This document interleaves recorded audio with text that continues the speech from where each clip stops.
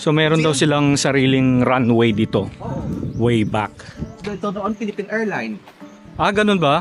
So ito ngayon ginagamit pa rin nila. Hindi na. Abandon na. Oh. Ining balay subong naton nga ginsudlan, this is built in what year man? So nakita mo gidaling World War II sa Manila. Ay oo.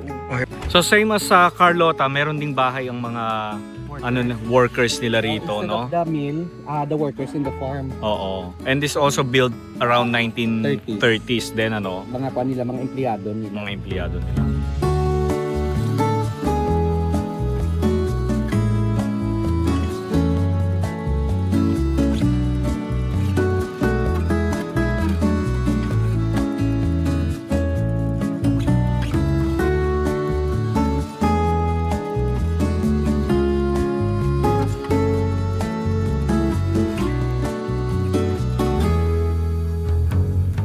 So dito makikita natin ang isang lumang bahay, yung pinakaluma, tapos yun yung bago.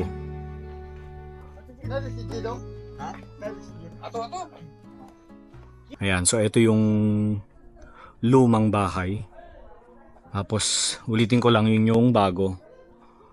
So ito hindi ko alam kung pwede tayo dito, pero definitely yun yung ipapakita sa atin.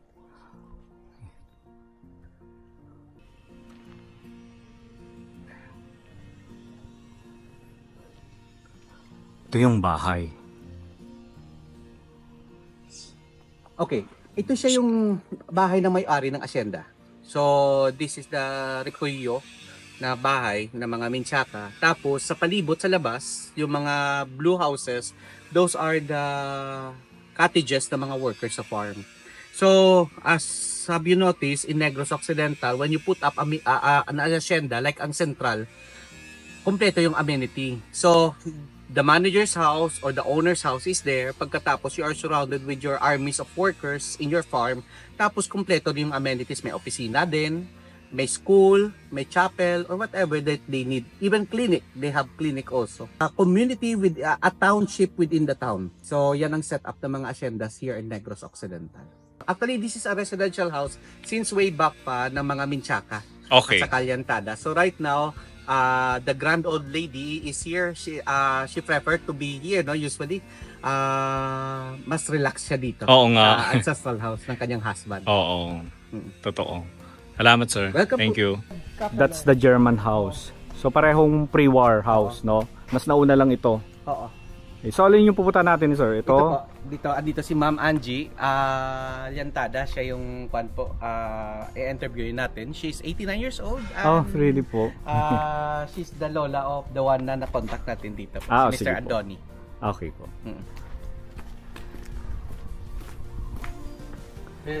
Paano nga? Because may pagkapana sa hearing. Okay po. Balik ka, okay lang.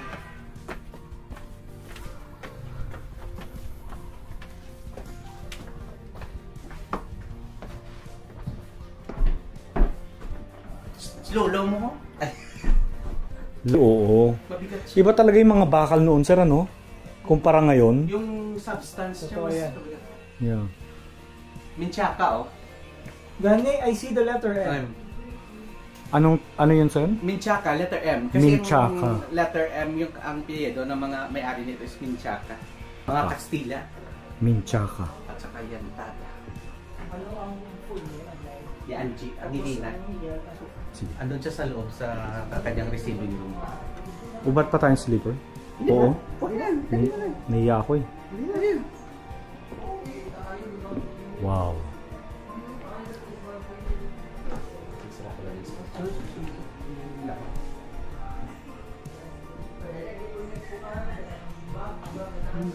Artist sa balkonade, kakit extend na din nila pagpo. Oo. Yan, that's the coat of arms of the Menchaca family. Artist sa balkonade, kakit extend na din nila Pre-war art deco. Ina siya mamo sa unang iya nga lawas sina din na nadula, naguba na sang espeho. Ah, okay. Ina, yan to lang TV. Hello po. Oo. Talungon siya station of the TV. Oo nga eh. Yan. Siyempre. Oo. Look at those photos. Oh. So lahat itong photo na ito dito to kinunan siyempre. Doon sa kabilang bahay. Sa kabilang bahay, yung una-una. Might be. Oo. Ilang litrato, ma'am, sa balay sa piyak? Sa piyak. Okay. Yan na nga, no? The original house. The original house. Si Mr. Martin de la Rama. Nice to meet you, sir. Oh. Hi po. Si Magandang hapon. His name is si Fernando, Fernando. Fuertes. Hello From po. Manila. Nice to meet you po. Sit down, please. Sige.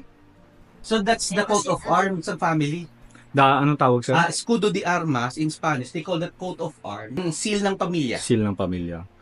Yes, Angeles ang Name mo, Angeles. Isang dalaga, paano yung mo apelyido? Tor. Tort, from Manila? Yes. I was born in Manila. I grew up in Manila. Ang Tort, ano siya? Amerikano? German? Spanish from Barcelona. Okay. Pagkatapos, you met your husband in Manila man. Manila. Okay. And the name of your husband was? Juan Antonio Menchaca. Juan Antonio. Llantada. Llantada. So, ang mom niya ang Menchaca. Mama mo. Menchaca. Pero ining Refugio, this is owned by Menchaca. Menchaca, gidya ang consumate. Pali mother-in-law ko. Kasi plikin Llantada kay she married a Llantada. Llantada. Kaya siya naka-eredar sa property. Prior, sa una, sino ginagtakian isang Refugio? Refugio? Refugio. Kapiler. Kapiler. If I'm not mistaken, ha? Kapiler ba? Kapiler. Ano to siya nga, yan na lahi? Dapat sila man to. Okay. Spanish ko. But I don't know from what part of Spain. Nakita mo pa na sila sa una, ang mga kapiler? No. Okay. So, anyway, ang parents mo, ang parents-in-law mo, ma'am, sino na yung nilagani? Margarita Menchaca Llantada. Don Roberto Llantada. Llantada. Okay. So, ang husband mo, ma'am, ang name niya? Juan Antonio Llantada. Okay. So, ining balay subong na itong naging sudlan, this is built in what year, ma'am? Before the war, I did not know what year. You're married what year?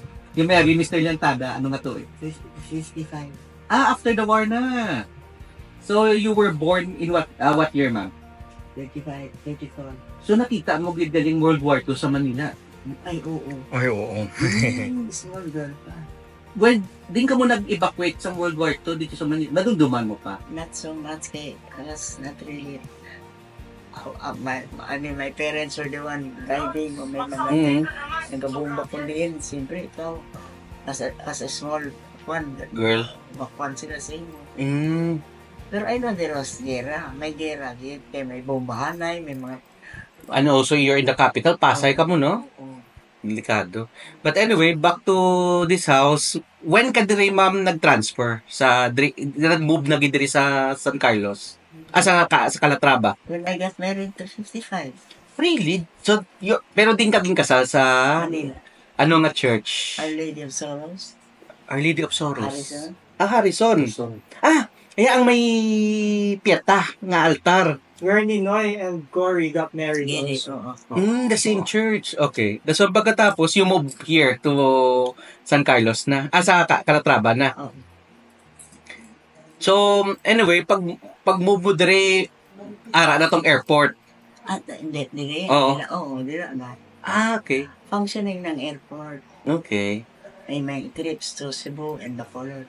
Really? How long ang trip to Bacolod kung mag-airport ka di sa una? Mga 40 minutes, 45 minutes. Really? Nice. Nice. From Bacolod. I don't know, Cebu longer, I think, a little. Okay. Basta, hindi ko aware exactly. Pero mga minutes lang, hindi ko maurasan. Because Hacienda Refugio has an airstrip. So, how far diri gani man pila ka kilometer kalayon? Hindi ko kumulo kilometers, but it's just right there. Ini nga dalan, diretsyon mo lang na. Oo. Ara ng airport. Ang airport niya. Lapit lang. Kagang Musoleo, drama no? Kaya area? Ang Musileo, the other way. Other way. Like that. Nag-split. Airport dire, ang Musileo na mo, ano. On the other side. So, ining balay was built before the World War II. Pero ang the other house nga lapit sa gate, that's a much older pagid. Medyo po na Rizal. Oo. Panahon pa na Rizal daw sa ang kwan. So, ang house, this is where you live with your children sa ini nga house. Pero ang sa piyak pa sa old house. Why? Mama and Papa were still around. Mm-mm. The children were still children. We were there. Doon sa may dako nga balay nga piyak. The old house. Okay. So, why they name this place Repollo? Oh. Do you have any idea why they called? Sige lang. Siguro my husband can answer you these questions. Pero Yeah. Or Andoni na. But it's a beautiful name for a farm. Oo nga. Refuge. Oh. Refugio. Solace. Solace. I cannot answer you that day. Wala man ko. I mean, ang husband ko very clear. He can tell you all what you will answer. All what you will ask. All what you will ask because he was born here. Cebu. Okay. So, how many rooms na dire subong ang ari ning dako nga balay nga ini subong? Ini, this one. Oh, It has 4 rooms na. 4 rooms. Ang dito sa may old house? Actually, that old house, it is not that way. It used to be, wala garden. It has old house. Kapiyar ka mo may garden. Oh, sa right side. Right side. That house was longer up to the wall there. Dako pagid. Yes, because every son had 1 room. Mga sultiro pa mga bata sa Menchaca. The old man decided, siguro, after he died, the lola, the grandma, they were all living there until one of them, they started getting married, of course. Ang nagpaputol sila, nagsubong na sila kajutay, si Don Roberto na my father-in-law. Siya na may paka. That's why it became Gamay. He wanted, because we lived there, and he wanted us to have a garden, of course. Wala na garden eh. So, bilog siya nga kwadrado, gitanan. Balay. So, yung paputol ni Papa, that's why I have that garden. Pero dako gyapon biskang ginutod. Oh, bisan giutod ako gyapon. Dako gyapon sa. So, sang ano ka mo di ma'am nga year nag-transfer here in this house na? In what year na ka mo nag-move diri from that old house? From the old house. My husband was still alive, siguro in the 90s. Okay. Alive pa itong bana ko when we transferred. Because napatay na si Papa, Mama was also patay, wala na ko. So wala na tao. Ang mga Menchaca, ano gid ang sa diin sila nga lugar sa Espanya naghalin? O mga Llantada? Menchaca, I think, is Algorta. Llantada is also, I think, Algorta. I do not know if I'm mistaken, ha? Anyway, the Algorta, my father-in-law always tells that Sa Algorta naghalin. Algorta, Sali, Algorta. So I think they were Algorta. Or I don't know if the grandpa was also Algorta. Mga tortilla ma. Ang tortilla din nga dito mga lugar? Barcelona. Barcelona, Spain. I thought gani sa unang tort is Amerikano. When I was going to school, every time I would enroll to go to school, Sa din nga school, ma'am, nag-study sa Manila? saints ko, Kulasa si ma'am. they would always ask me, is your father an American? Yeah. No, sister. Spanish. Because Because you look Americana pa eh, no? because it sounded, siguro that the family name sounded American? American. Yeah. And a lot of telling me American. Sabihin ko, no, Spanish. They're asking me, is it an American father? No. Because it sounds American, no? It sounds, but no.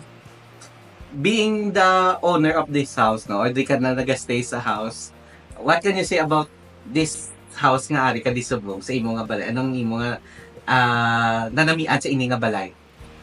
Nanamian ko because my husband grew up here. Memories. Memories. And it belongs to them. And how many children do you have? I have 4. I have 3 girls and 1 boy. But 3 girls na lang. Only 3 girls are married. My eldest is a boy, but he died 3 years ago. He had a cardiac arrest. So 3 girls na lang. Nabilin. There, 2 are in Manila, 1 in Bacolod. So ining duha ma'am ka room nga gidiga both side nga facing each other. Ano na siya sa una, master's bedroom Ang master at dito. sa punta. Ining duha ka room nga This one, because my father-in-law only had 2 children, mm, my husband and a sister-in-law. Mm. This one was the room of my sister-in-law. mm. That facing room is the room of my husband. Okay, on the other side. Okay. Facing each other. Mm-mm. That room his and babae there. Mm. So malibot-libot naman lang sa house. You want to see the house? Yes, Yes please. po, please. Yes, Git. Thank you. The Lichaukos were on FB Harrison. Lichaw ko nga I pinili. heard that it's Chalco. Mga neighbors niyo sa Pasay.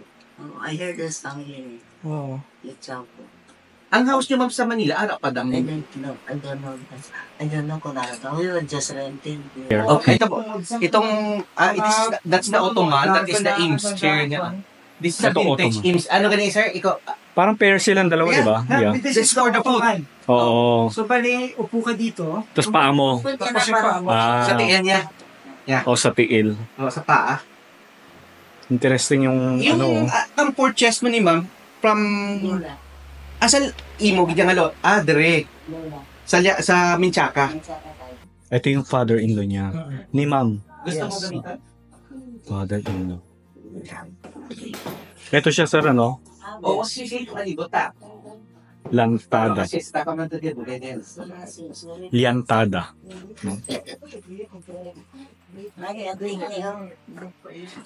Okay, pedestal. Sa lola na eh. Sa lola. Pedestal for the, actually, plants or base. Hindi. Modern na. Modern na. Ang cabinet na ima mo, ang mesa platera. Ina, antique ato. Oh. That, antique ato. Oo, the mesa platera. And this table, antique. Ini siya, ang diamond. Hindi. Hindi ko gadi. Tahong gadi. Ito yung antique daw. Modern na. Deco. Amo binibilang set up sa balay ni Juan ni Dr. Soriano. Sir Mark, iniduwag kapitan facing each other. The kanila sa... My daughter, my sister-in-law here, my husband there. Okay. And then my in-laws. So, Katahong sa iya Juan, ini pa rin. si Habil Orlan. May nga po.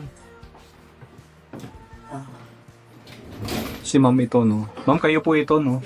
Yeah. No, sir, no? Yes. Yun yung husband niya. Ito yung sinasabi ni ma'am kanina na kwarto ng kanyang sister-in-law. Tapos ito yung sa husband niya. Yeah.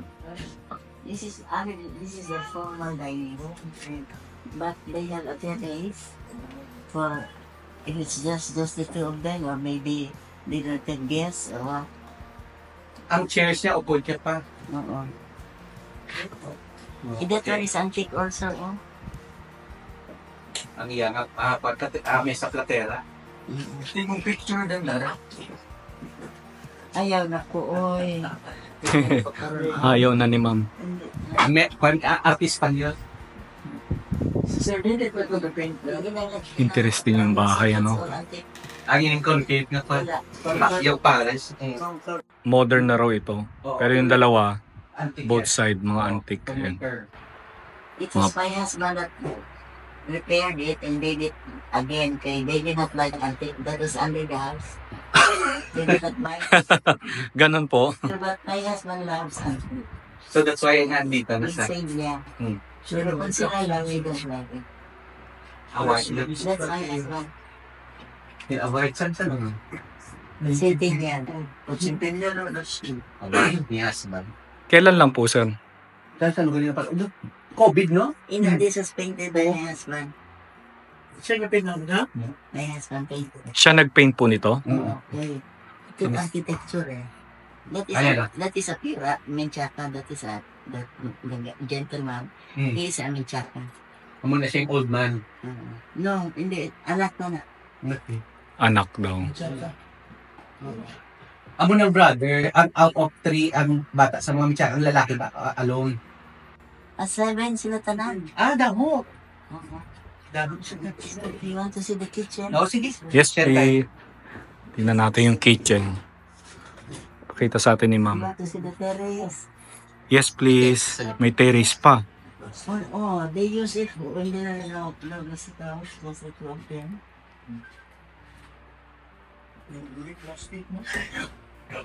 This color, Oh, ito yung kitchen. this is the last kitchen. That's a granite. Is that granite, madam? Which The tiles? Granite I ba? don't know because that was already built Okay po. right after the one. That is the terrace. Ah, That's the end of the house. ito yung terrace mo, ma'am. Yeah, that's the end of the house. Siesta. Pwede ka mag-siesta dito. Wow. Presko naman dito. Siguro lalo na sa hapon, ma'am. Mahangin. It's very bad. It's very cold there. Ah, talaga po? Yeah, if the weather is bad. I mean, but not this weather. Mainit kasi, no? So that's the end. And this is the kitchen. This is the kitchen. Hello. Oh. Oh, diba?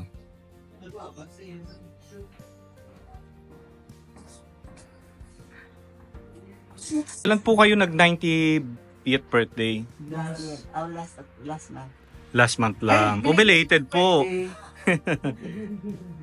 Grabe, no?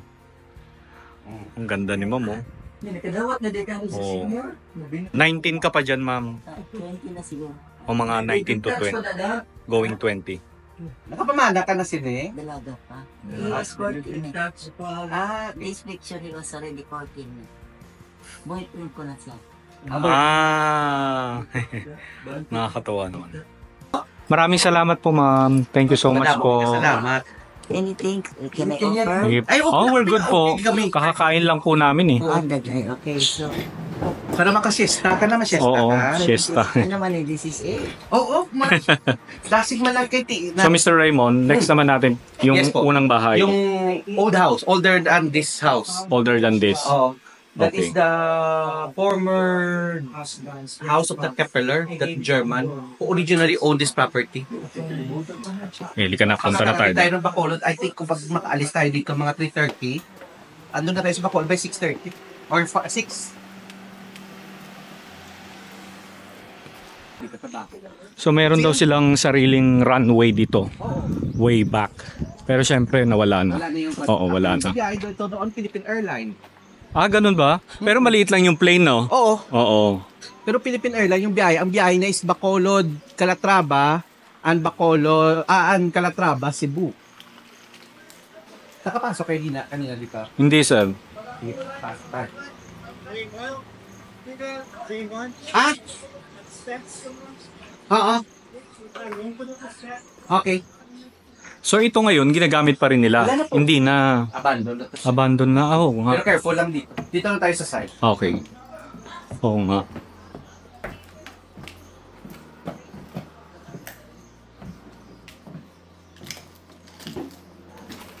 Medyo marupok na nga ito.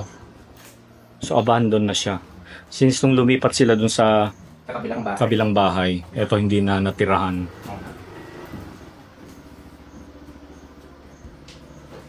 I think dinidivide na yung mga rooms. Oo nga. Careful lang ha. Halo nga. I think ang sakya puro dito kapag sa likod. Sa alungan, sa Amo mali. kamugin ni. Pinapahabuyan ko ay plywood. Kagdra ko galapak sa plywood.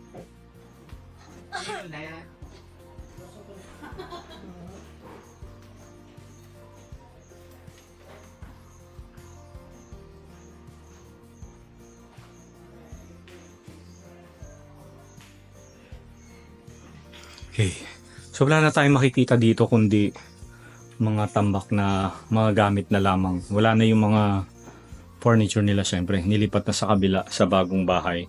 Actually, yung mga chairs pa dito. Ah, may mga chairs pa siya. Nalimang chairs. May mga lumang chairs pa daw. Ah, oo nga. Yes. Oo. Pero mga hindi na yata ito mga nagagamit sa... Hindi na. That's... Yung mga lumang... Tapos ito parang pond. Oh. Yeah.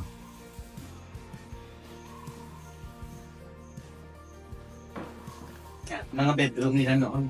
Pero na to na-renovate na eh. Itong part na to sir, no? Oh, that's their Renovate kitchen.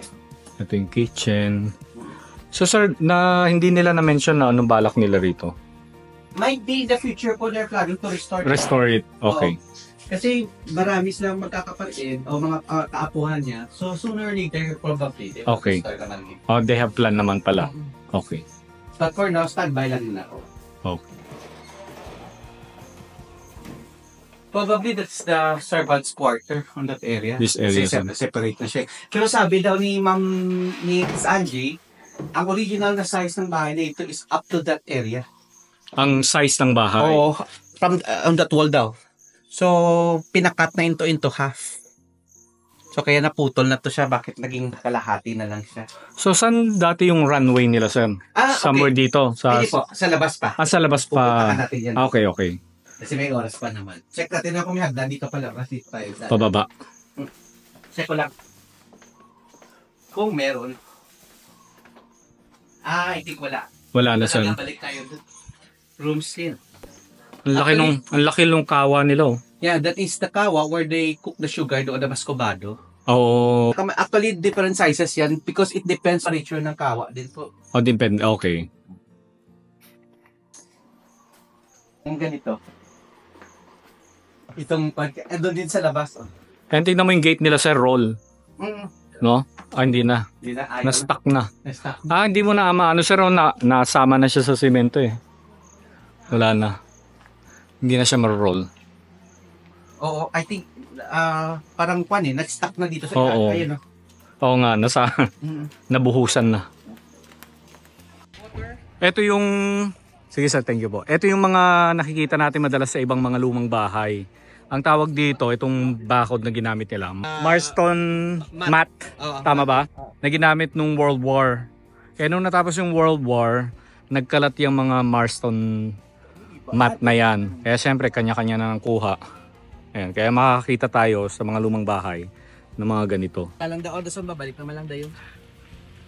So same as sa Carlota, meron ding bahay ang mga workers nila rito, Instead no? of the mill, the workers in the farm. Oo. And this also built around 1930s din, ano? Mga nila, mga empleyado nila. Mga empleyado nila.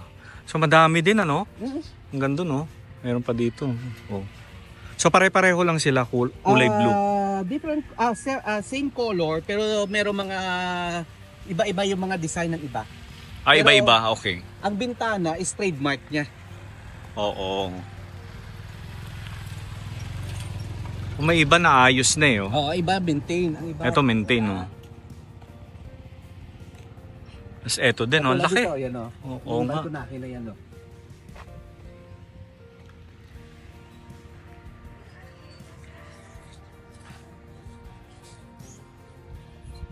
Dami. Oo. Pare-pareho. Pero sir, ito nai-award na sa kanila to. Yes po, kanila na po. O kanila na.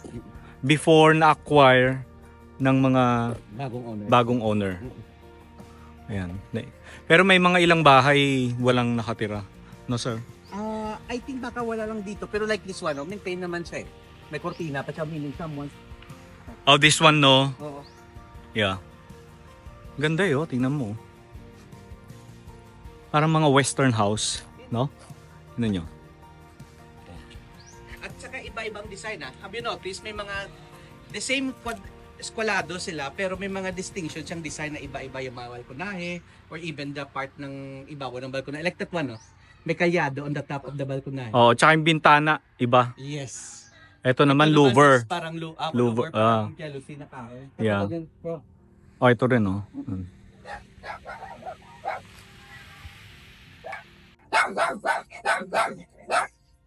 Cute. Ito, dalawa. So, meaning, ano to? Duplex.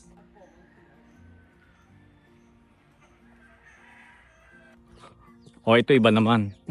Pero Tapos yung ito. ganda, yung that one, no? Oo. The duplex type. It's also nice, oh. May mga manok. O, see? Oh. At saka they practice the bento. Imagine, trabahante ka lang sa farm pero yung sa ibabaw ng ceiling mo may vent Oo nga. na unusual na yan sa farm. May ventanilla. Pasukan ng hangin. Yes. No? That's the purpose of the vent. Okay, so marami yan hanggang dun pa yan. So yun yung pinuntahan natin kanina, yung main house, dun sa may kulay green na gate na yun.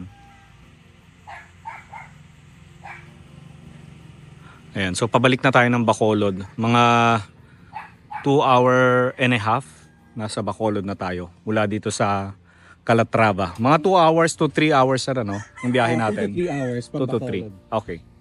Ito naman yung chapel nila rito sa hacienda. Ayan. Pero ito bago na raw ito. Hindi ito luma. Because of the tower, yung single tower sa ibabaw. Tsaka yung mga columns, Yeah. I think, no? Because for Catholic Church is usually ganito kurong yan. Andyan yung pangalan sa labas para may kami information. Menchaca Integrated Agricultural. Ayan. So yun yung meaning ng Mina. Ayun. Okay, balik na tayo ng Bacolod. So mula dito sa Calatrava, mga 2 to 3 hours ang biyahe natin bago makarating ng Bacolod. 3:30. 3:30. 3:30 for Alex. Pero imagine, no? Ito talaga yung daanan sa mga asyenda. Yung mga nakatira sa gitna. Ganito. So pupuntahan natin yung runway nila. Check Dito. natin. Tapos yung mausoleo, tapos balik na tayo, Bacolod na tayo. So more or less we will take off for Bacolod by 3:30. Makakarating tayo ng Bacolod by 5:30. Okay. Maximum is 5:30. Minimum 5:30, maximum 6. So ito na yung runway. Oo. Natabunan na siya ng talahib. Oo. Ayan no, may kwan no. May mga baka na. Yan. May simento pa rin, no? Oo. Baka na. Bakahan. Sige, gusto niya? Hindi. Saka tayo? It's called an Sige, bababa airstrip. ako.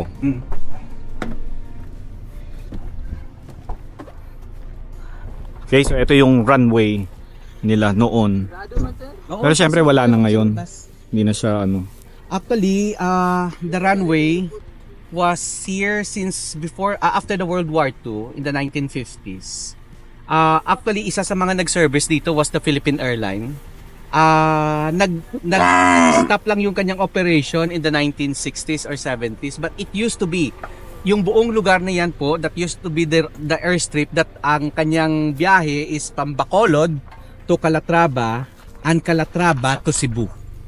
And maliit lang yung plane nila syempre. Yes no? po. Usually yung mga 10-seaters or mga ganun lang. 15-seaters na mga eroplano. But at least, no, when you travel to Calatrava, way back siguro it takes 3 to 4 hours going to Calatrava, but because of the plane, 40 minutes. 40 minutes na lang. Going here to Calatrava from Bacolod, and from Cebu is more or less mga 1 oras lang. Then you take the almost 8 hours na biyahe noon from Cebu to Calatrava. Anong tinday? Ang tinday pala. Bata? Itoy. Itoy sa inyo? Itoy. Amo niya tinday ni tawag na mo. Itoy pa rin. Tinday pa. Ala, ingin dyan galing. Oy, tinday na rin eh. Wait na. So mula dun sa hacienda na pinuntahan natin, mga 2 minutes away, 2 minutes drive lang, papunta rito sa Musileo. Ayan.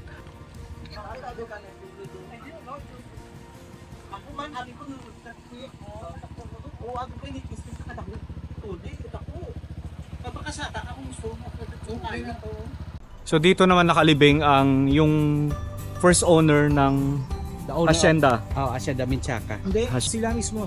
Sila mismo. Okay. Sorry. Sorry. Okay. Dito ito yung private burial place ng family. Kanji, wala ikaw sa makuwang ng informasyon. Di ba anak kami to? Katahong. Kuya pa natin yan na mapping yung manong mo. Kapag na